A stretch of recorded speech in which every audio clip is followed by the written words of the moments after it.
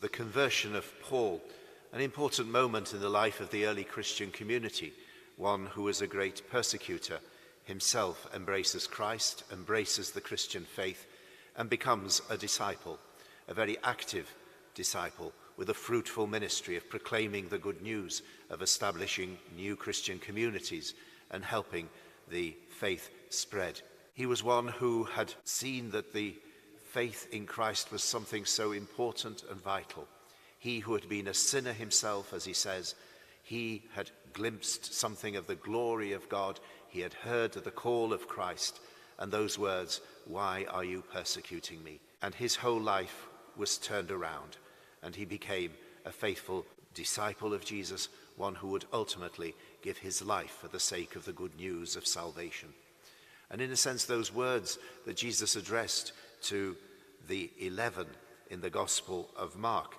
are words which very much are reflected also in the ministry of Paul, a ministry that was about proclaiming the good news of the kingdom, bringing the healing of God, bringing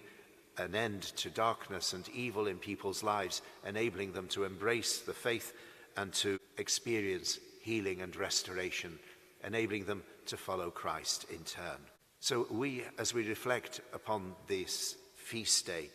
and we reflect upon the example of St. Paul,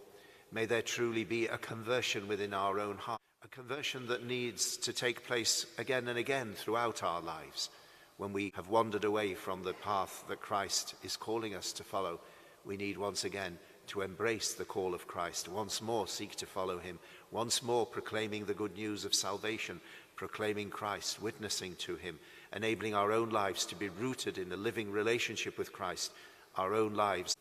of prayer, of service, and of sacrifice, so that we walk the path that Christ has before us and we fulfill the calling that we are to embrace, as Paul himself embraced Christ's call in his own day.